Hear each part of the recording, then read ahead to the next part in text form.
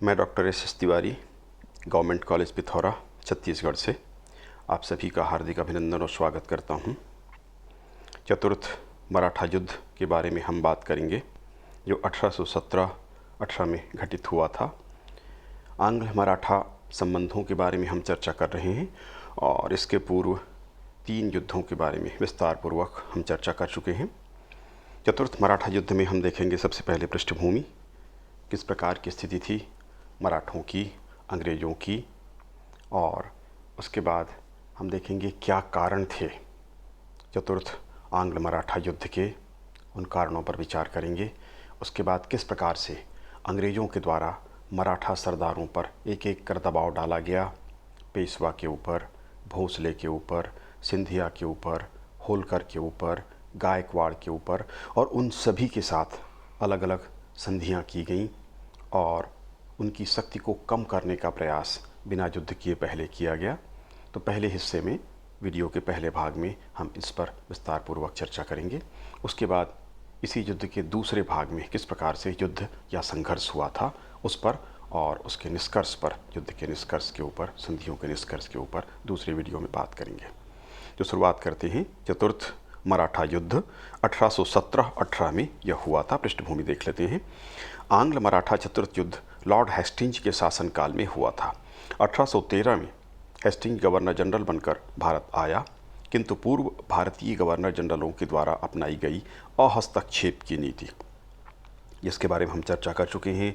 Lord Cornwallis से शुरू की, मृत्यु जब उसकी हो गई तो उसके बाद बार्लो के द्वारा, गवर्नर जनरल के द्वारा, जो कि अस्थायी तौर पर गवर्नर जनरल नियुक्त किया गया था, उसके द्वारा की गई।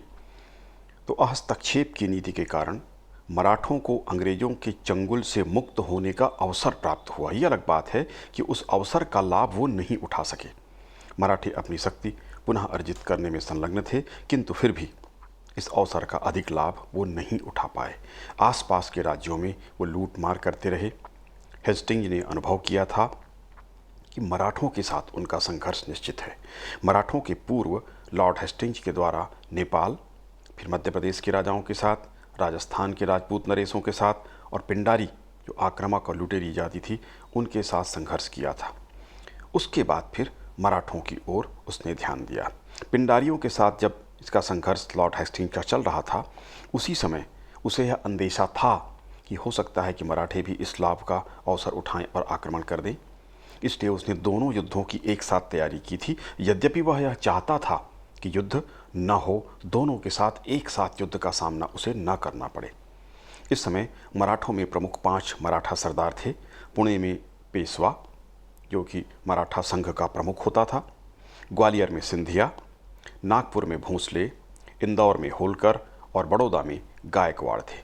इनमें गायकवाड़ जो बड़ौदा का था वो अंग्रेज़ों का मित्र बना हुआ था। शेष 4 मराठा सरदार अंग्रेज़ों के प्रति शत्रुता का भाव रखते थे। कहीं न कहीं ये मानते थे, ये मराठा सरदार, चारों मराठा सरदार, कि अंग्रेज़ उनके मामलों में अनावश्यक हस्तक्षेप करते हैं और अंग्रेज़ों के प्रति शत्रुता का भाव रखते थे। किंतु इस समय कोई भी ऐसा मराठा सरदार नहीं था नाना फडणवीस की मृत्यु के पश्चात जो इनको एक करके रख सके। इनमें परस्पर मनोमालिन्य की स्थिति थी। इसलिए अहस्तक्षेप की नीति जो अंग्रेज़ों ने कुछ समय के लिए अपनाई, उसका पर्याप्त लाभ ये नहीं उठा पाए। यद्यपि मराठे बहुत शक्तिशाली नहीं हुए थे, किंतु भारत पर पूर्ण नियंत्रण स्थापित करने के लिए अंग्रेज़ों को मराठों को परास्त करना आवश्यक था। इसके बिना अंग्रेज़ों का पूर्ण अधिकार भारत पर नहीं हो सकता था। लॉर्ड हेस्टिंज ने भारत आगमन के साथ ही वेलेजली द्वारा जो नीति प्रारंभ की गई थी, वेलेजली ने सहायक संधि की नीति अपनाई थी और एन केन प्रकारेण किसी तरह से उत्तराधिकार के मामले में हस्तक्षेप करके, कोई बहाना खोजकर वह अपनी साम्राज्यवादी नीति का पालन कर रहा था। उसी को आगे बढ़ाने का उसने निश्चय किया। अब हम देख लेंगे चतुर्थ आंग्ल मराठा युद्ध जो हुआ था उसके कारण क्या थे। पहला था हेस्टिंज की साम्राज्यवादी नीति। लॉर्ड हेस्टिंज 1813 में गवर्नर जनरल बनकर भारत आया था। उसने शुरू से ही साम्राज्यवादी नीति का अनुसरण किया था। उसके द्वारा राजस्थान के राजपूतों, नेपाल के गोरखों तथा पिंडारियों के प्रति भी अपनी विस्तारवादी नीति का उसके द्वारा आश्रय लिया गया था। उसने वही परिचय दिया और उन सभी पर नियंत्रण स्थापित करने का प्रयास किया। सफलता प्राप्त हो जाने के बाद उसने अंत में मराठा शक्ति को नियंत्रित करने का प्रयास किया। तो यह उसकी साम्राज्यवादी नीति का एक अंग था, एक हिस्सा था। यदि वह साम्राज्यवादी नीति का पालक पोषक नहीं होता तो वह मराठों के प्रति आक्रामक नीति का अनुसरण नहीं करता, और वह भी उसी प्रकार अहस्तक्षेप की नीति, जैसा कि जॉर्ज बार्लो और उसके पूर्व कार्नवालिस और अन्य गवर्नर जनरलों के द्वारा किया गया था, उसका अनुपालन करता। अहस्तक्षेप की नीति से मराठों को प्रोत्साहन। हमने चर्चा की किस प्रकार कार्नवालिस और सर जॉर्ज बार्लो के द्वारा अहस्तक्षेप की नीति का अनुसरण किया गया था। इससे मराठों को अपनी शक्ति के विस्तार का अवसर मिला और उन्हें यह उचित लगा कि ऐसा हस्तक्षेप अंग्रेज़ों के द्वारा नहीं होना चाहिए, और यदि वो हस्तक्षेप करते हैं तो उनका विरोध होना चाहिए। ये भावना इनके भीतर बलवती हुई, और जब हस्तक्षेप हुआ तो उन्होंने उसका विरोध किया। तो यह भी एक कारण था। मराठों का अंग्रेज़ों के प्रति दृष्टिकोण कैसा था? उस दृष्टिकोण के कारण यह युद्ध हुआ। मराठे, हमने जैसे चर्चा की थी, गायकवाड़ को छोड़कर 4 जो मराठा सरदार थे, इंदौर में होलकर, ग्वालियर में सिंधिया, नागपुर में भोंसले और पुणे में मराठा सरदार जो होता था पेशवा, जो प्रमुख होता था मराठा संघ का, ये चारों के चारों अंग्रेज़ों के प्रति शत्रुता का भाव रखते थे, उनका विरोध का भाव उनके प्रति था। तो उनके दृष्टिकोण के कारण संघर्ष हुआ। मराठा सरदारों की आपसी फूट लॉर्ड वेलेजली के बाद अपनाई गई अहस्तक्षेप की नीति का अधिक लाभ मराठा सरदार नहीं उठा पाए, क्योंकि उनमें आपसी फूट थी, मनोमालिन्य था। वो एक दूसरे के साथ एकजुट होने का प्रयास नहीं किया उन लोगों ने। इस कारण से उनकी आपसी फूट का लाभ अंग्रेज़ों ने उठाया। आप सभी इस बात से परिचित हैं कि अंग्रेज़ जब भारत में थे तो उन्होंने फूट डालो और शासन करो की नीति अपनाई थी। फूट किसी के बीच तभी डाला जा सकता है जब उसके लिए कुछ भावनाएं उनके भीतर हों, और मराठा सरदारों में भावनाएं थी, एक दूसरे के प्रति राग द्वेष था मराठा सरदारों में, और उसी का फ़ायदा अंग्रेज़ों ने उठाया।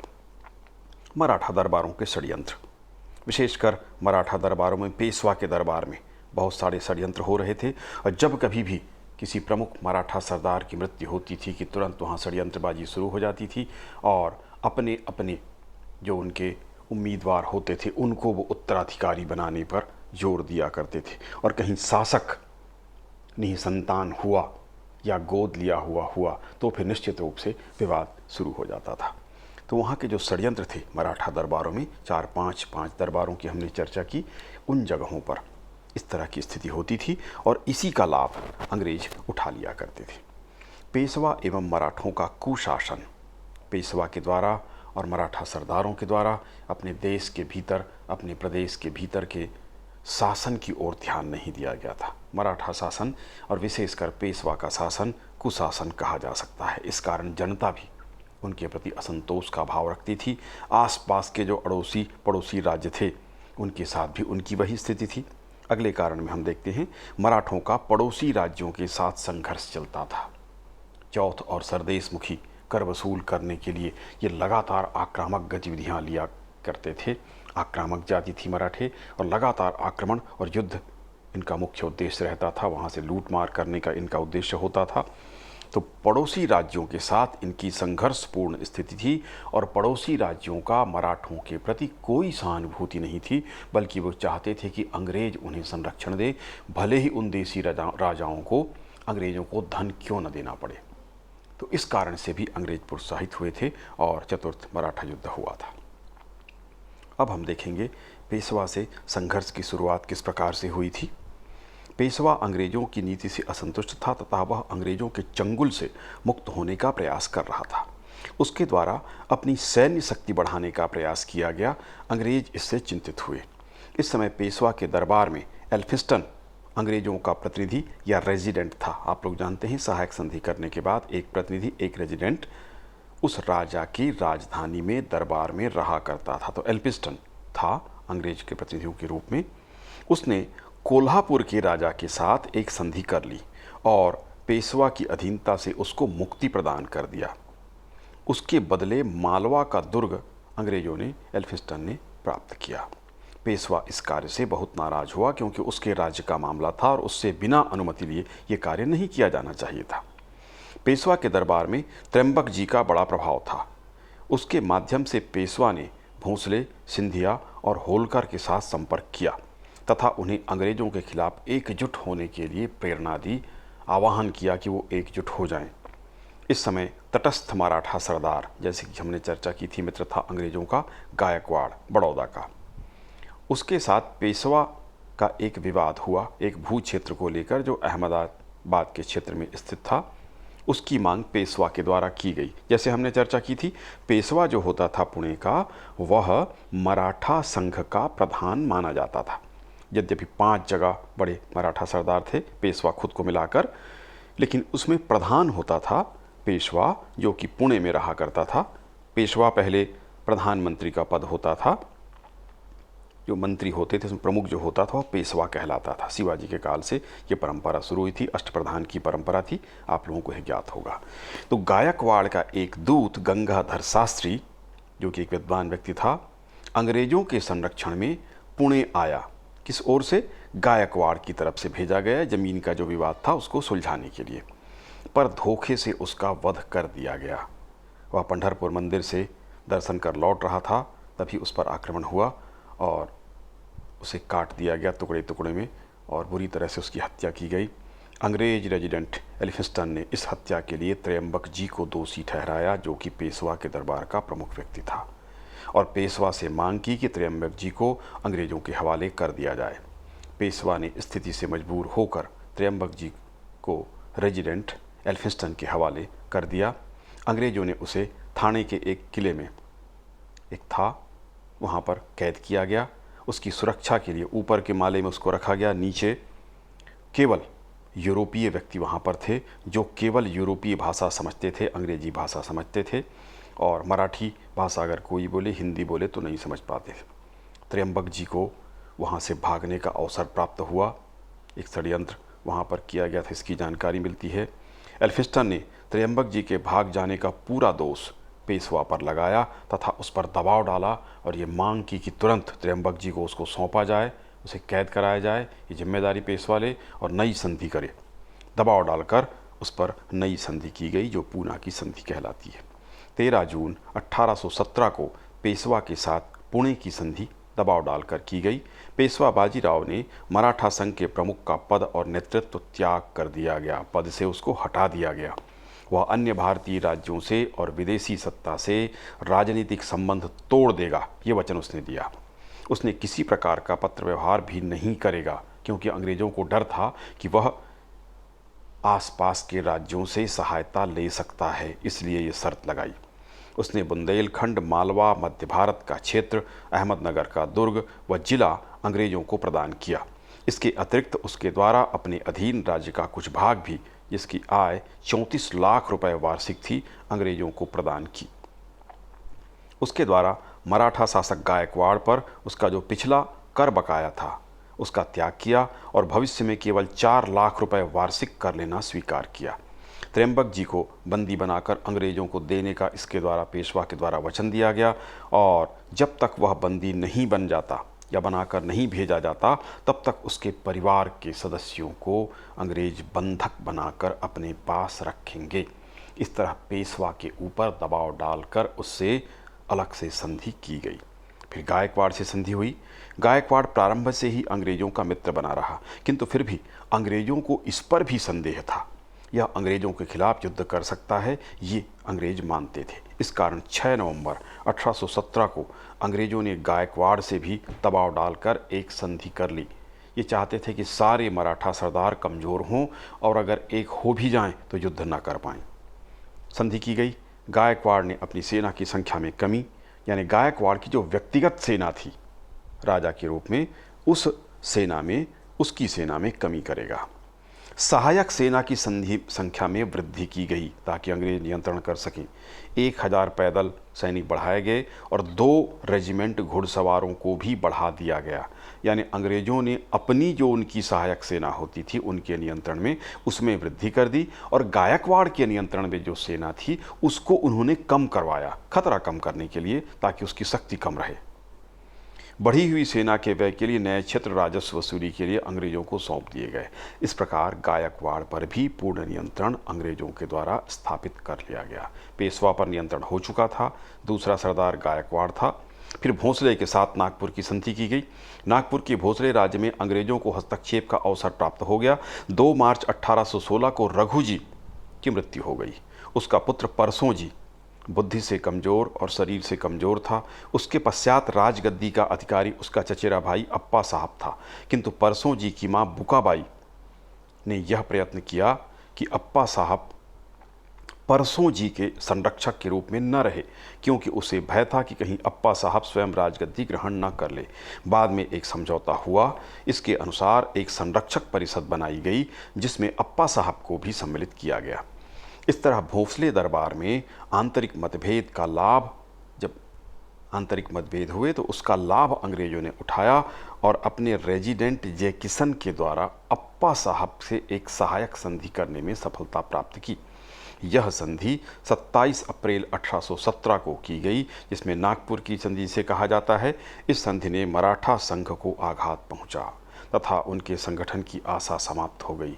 अब नागपुर में भी अंग्रेजों की सहायक सेना निवास करने लगी तथा राजधानी में अंग्रेज रेजिडेंट का हस्तक्षेप शुरू हो गया। इस तरह भोंसले राज्य में भी अंग्रेजों के द्वारा अपने रेजिडेंट और अपनी सहायक सेना के माध्यम से नियंत्रण स्थापित किया गया। अब बारी थी सिंधिया की। सिंधिया से ग्वालियर की संधि की गई। 5 नवंबर 1817 को हेस्टिंग्स के द्वारा दौलत राव सिंधिया को ग्वालियर की नवीन संधि के लिए बाध्य किया गया। लॉर्ड हेस्टिंग्स को यह भय था कि पिंडारियों अथवा पेशवा के साथ संघर्ष की स्थिति में सिंधिया उन दोनों शक्तियों का साथ दे सकता है। इसलिए 1817 में पिंडारियों से संघर्ष के पूर्व उसने सिंधिया के साथ नवीन संधि का दबाव डाला। सिंधिया इस पर कुछ विचार कर पाता इसके पूर्व ही एक विशाल सेना राजधानी ग्वालियर के पास भेज दी गई। इससे सिंधिया को मजबूर होकर संधि पत्र पर हस्ताक्षर करने पड़े। इसके अनुसार पिंडारियों के विरुद्ध अंग्रेजों को सहायता का वचन दिया गया। पिंडारियों को अपने राज्य की सीमा के भीतर प्रवेश नहीं करने देगा, ये वचन सिंधिया ने दिया। राजपूत राज्यों उदयपुर, जोधपुर, कोटा और बूंदी पर अपने समस्त अधिकारों का त्याग सिंधिया के द्वारा किया गया।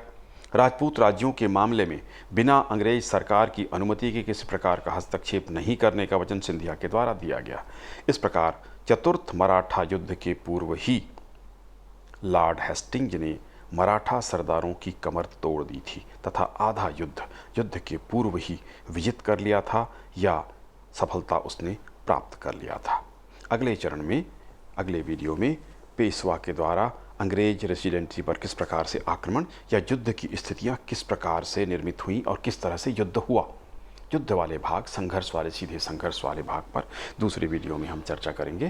तो इस वीडियो में हमने देखा किस प्रकार से सभी मराठा सरदारों को एक एक करके उनके राज्य के मामलों में हस्तक्षेप किया गया, उनसे सहायक संधि दृढ़तापूर्वक लागू कराई गई, अंग्रेज सेना बढ़ाई गई। इस तरह से कूटनीतिक चाल चल के पूरी तरह से राजपूत मराठा शक्ति को आधा कर दिया गया, पूरा नियंत्रण उस पर कर दिया गया और उसके बाद फिर संघर्ष की शुरुआत होती है। तो ये अंग्रेज़ों की कूटनीति थी और इसमें वो पूरी तरह से सफल हुए थे। तो दूसरे भाग में हम संघर्ष या युद्ध जो हुआ था उस पर चर्चा करेंगे।